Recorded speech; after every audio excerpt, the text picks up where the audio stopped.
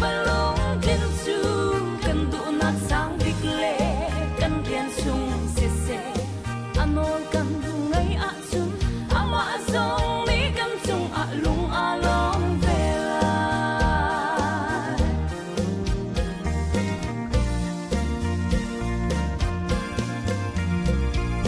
kanan ram le an kan liao a boy pa chu an sin a chun a mi mei le san a mei cheu in a shuai ton na nim te le man na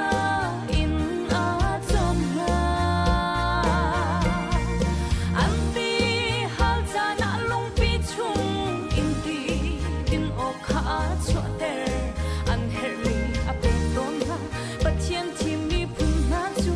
really rang khat le tiang a shuai na boy pa chu kan chung a lom a chum kan kal kho ko lai kam mi ram le a boy palong kan chu kan du na sang bik le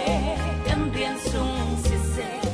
anol kan ngai a chun ama zong ni kan chung a lung a long vela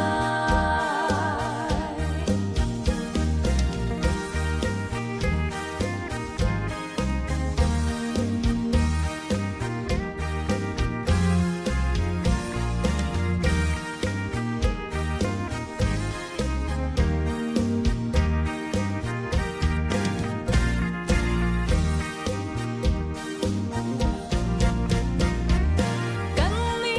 zum tu mi viau te zung kam mi